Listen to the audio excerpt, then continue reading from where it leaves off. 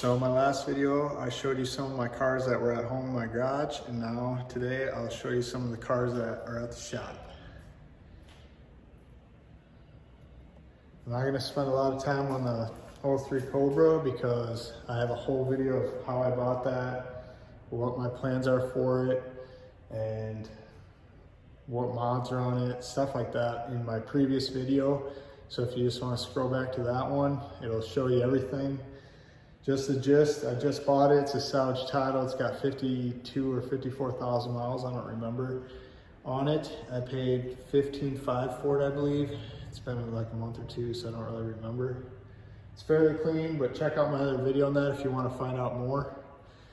Second car I got here is my 1987 5-liter LX. It's in very good condition, lower mileage on it. It's been painted at some point. It's a fairly nice paint job overall, but could be better. It's not good. It's not bad enough for me to redo it. So it's gonna sit like it is now. It's 100% original down to the cats. And I plan on keeping it that way just because you don't find them original anymore. So that's where that one's at. I bought it from a guy that I asked for pictures for it. So it looked really clean in his ad and he wasn't asking a bunch of money for it. He drove it to my house when I was working in my garage. I looked at it and it was just as clean as I thought it would be. So I offered him some money. He said he'd think about it. He called me 2 days later and said the transmission lost overdrive. So I got a hell of a deal on it. So I couldn't pass that up. So that's how I got that one. And then the last one in here is a 1970 Mach 1. It is not numbers matching whatsoever. The car came from Australia. It's got a homemade VIN on it, so you can't look nothing up about it, know what motor it came with, etc. But right now it's an automatic C4 302 2-barrel. It's an absolute turd. The Boss stripes were on it when I bought it. That's the main reason I wanted it. It's a fake looking Boss. That's some old guy did it.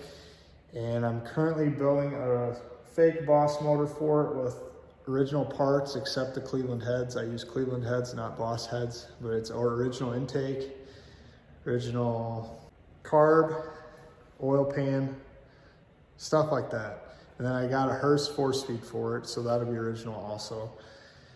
We'll get into that in another video, but this car is really clean for what I paid. I think I paid $14,200 for this car, which in this condition is a no-brainer, whether it's got Boss stripes or not.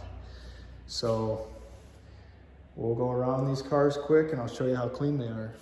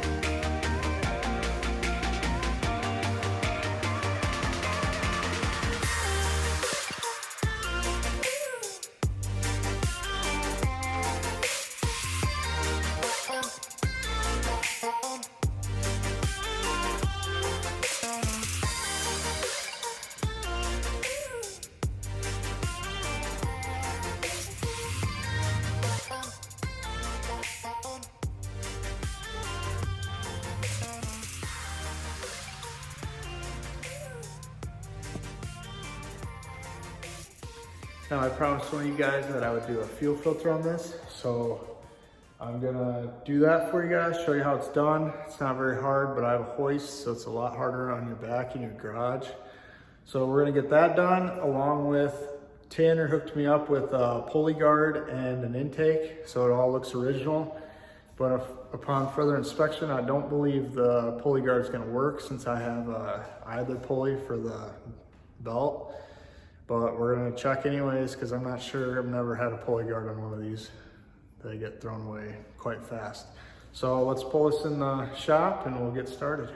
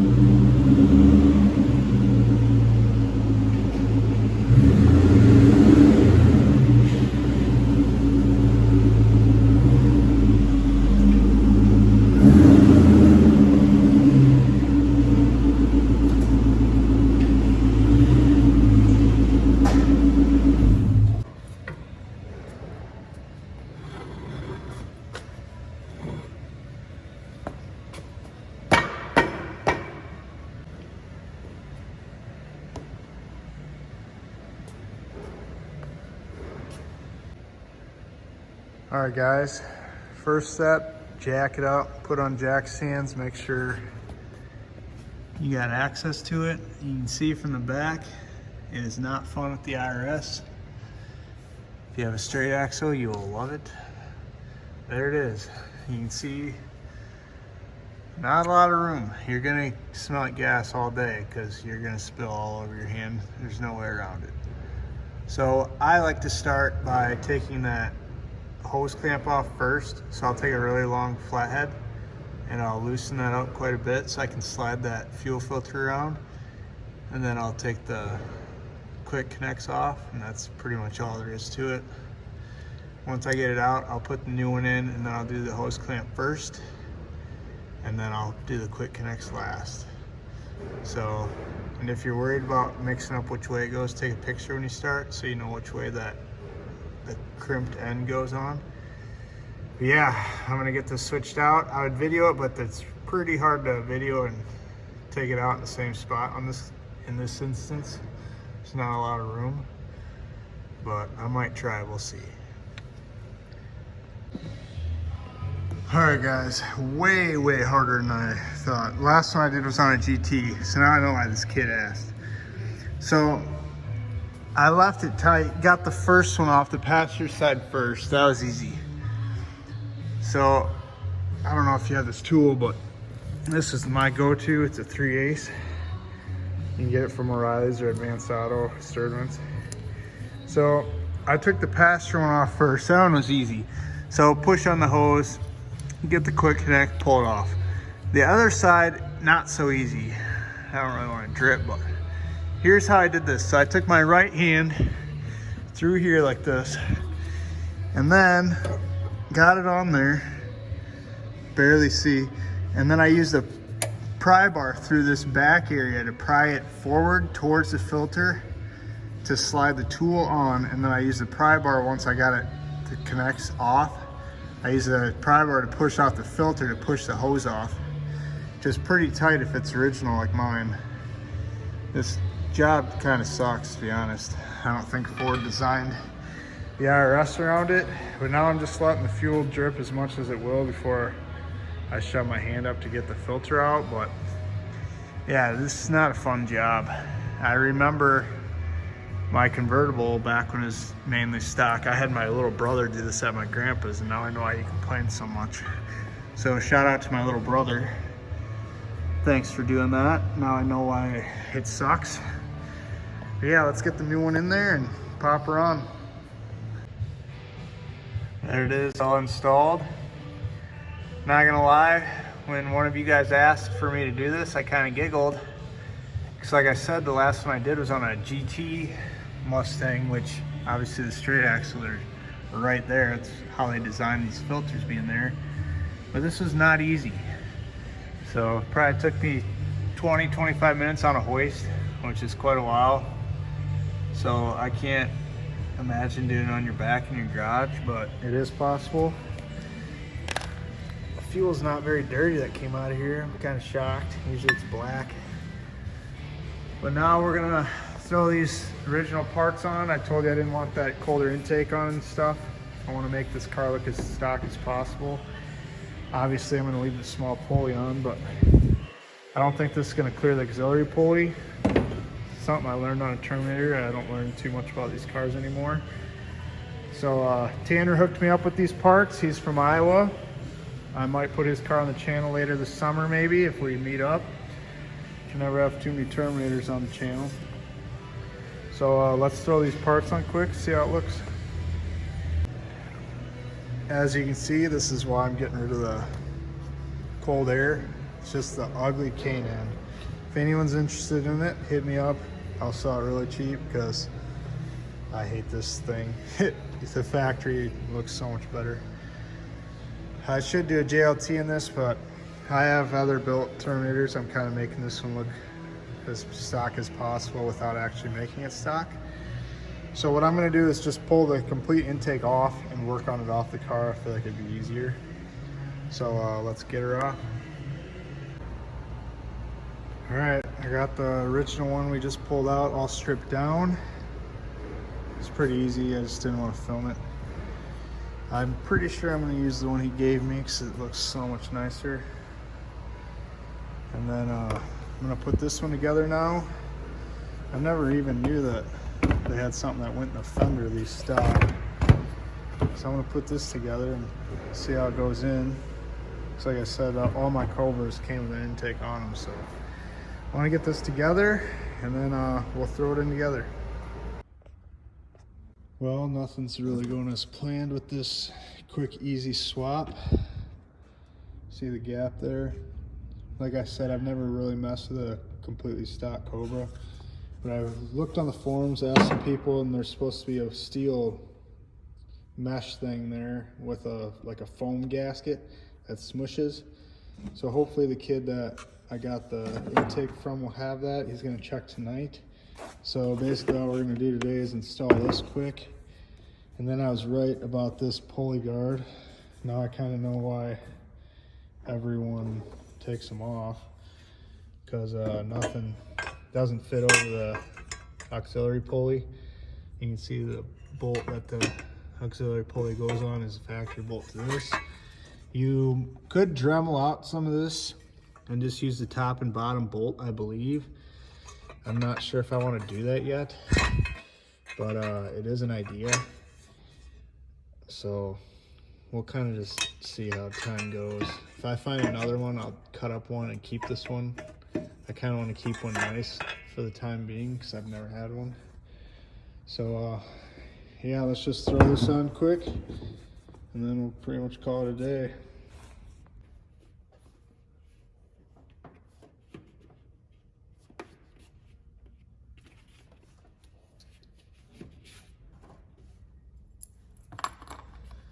Fits in there pretty good. There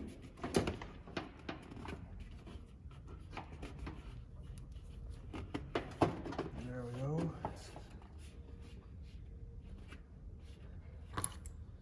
Put this in before we can't anymore.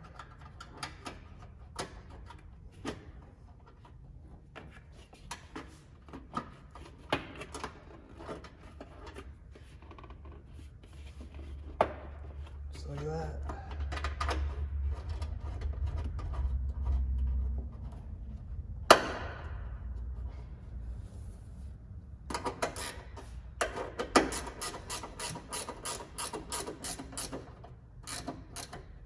Kind of bummed this didn't work out like I planned.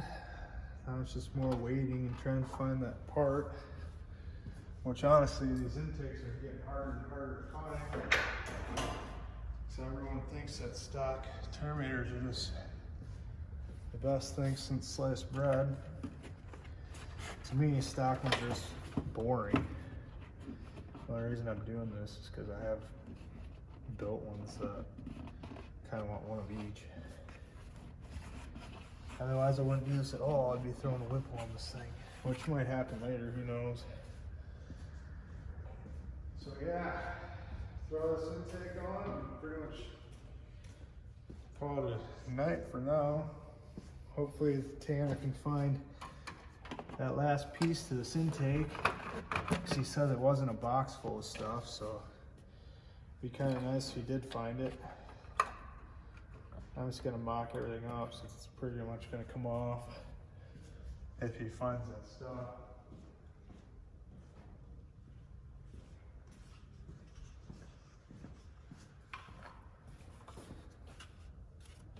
Just to see how everything looks.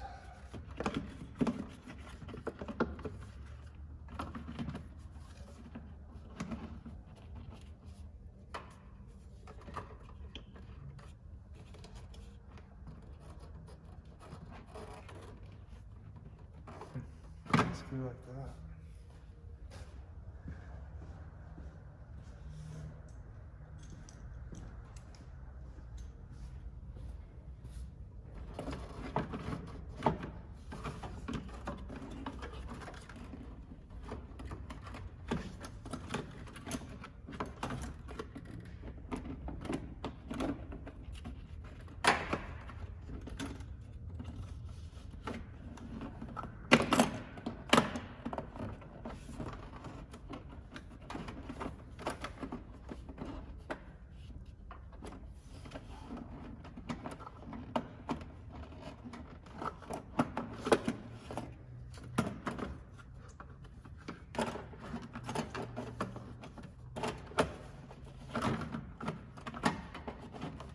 Just like that.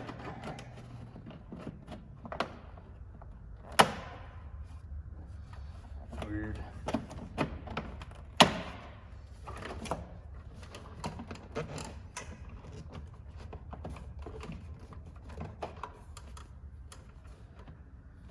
Look at that. Looks kind of cool. Looks a hell of a lot better than that K&N did, that's for sure. So now when I get that last piece there, it goes there, hook everything else up. But for now, we're just gonna let it sit on the hoist.